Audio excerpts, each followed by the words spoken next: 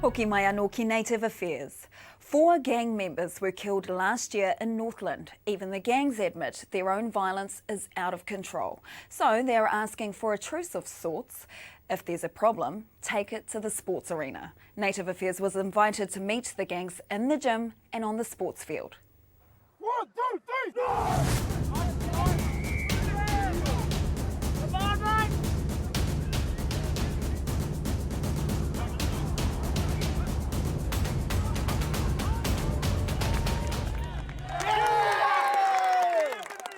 All in there. 2 teams If you're going to go and put a big shot, don't f***ing miss. made up of 4 different gangs. We just hit them hard and the tackles clean, play some good footy.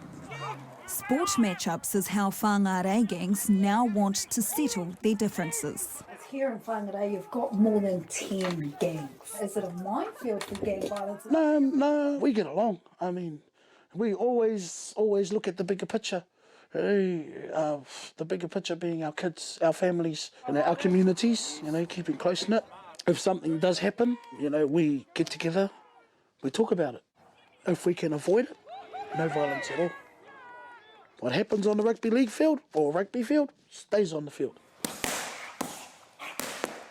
But it's not just footy helping them deal with violence amongst gangs. They've also taken to the bags. They've organised Fight Night, a boxing event that'll see up to 60 gang members from Whangarei, the Bay of Plenty and Hawke's Bay exchange blows in the ring this Saturday. 12 members from the Headhunters, Nomads, Mangukaha and Dakaholics have been training together. You guys get along pretty all right? Yeah. No, it's all good. How is that? Why? We just want this night to go ahead and, like I said, stop all the shootings. Fight Night will be Headhunter Reese Lavavasor's 4th boxing match.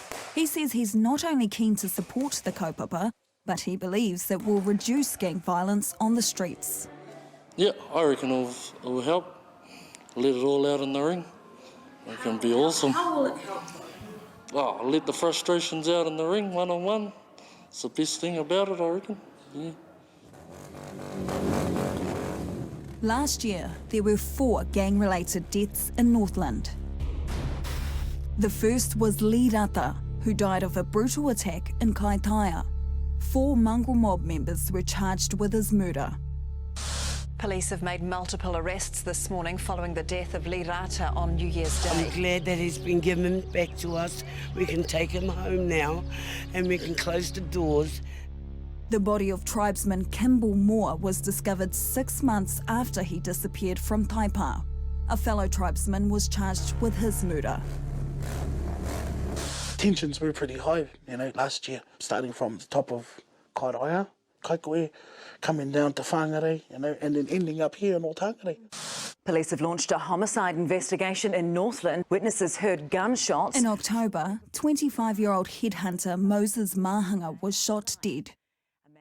To have that here in our little community sent shockwaves right through. At the time, we were all on edge. I mean, we were a little small community. It's what we like to call our little crooked piece of earth. We're predominantly Black Power and Mangukaha that live here.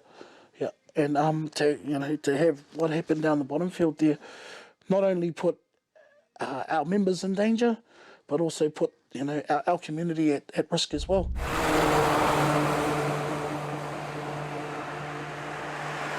Just 2 weeks after Mahanga's death, tribesman John Boy Harris was dropped off outside the St. John's ambulance station with a gunshot wound to his chest. He died shortly after. Why are you guys killing each other? Pretty hard to answer, to be quite honest.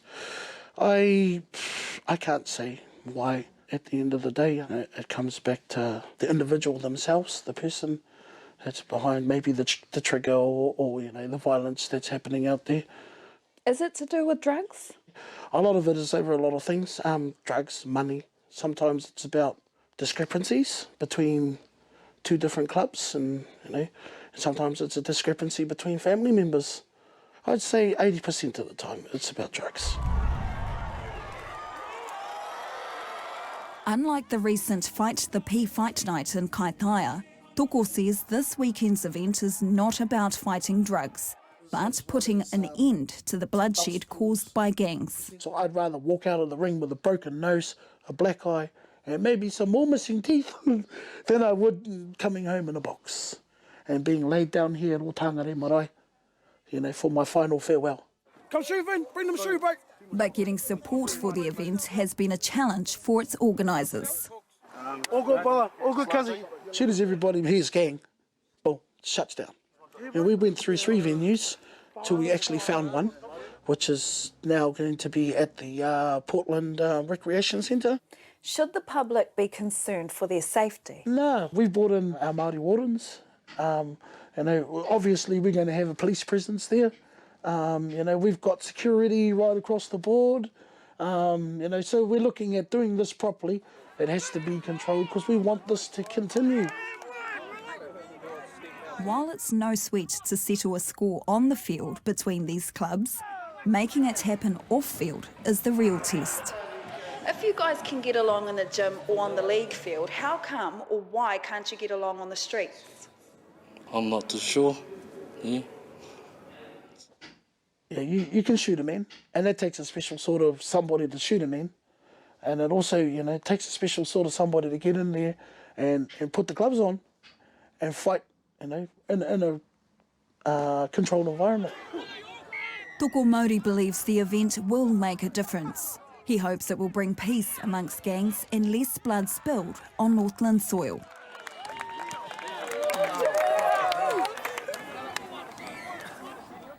The gangs admit their sports plans aren't popular with the whole community and the authorities, but say they're planning a family-friendly, alcohol and smoke-free boxing event. It'll be held at the Portland's Recreation Centre on Saturday, the 22nd of July. To our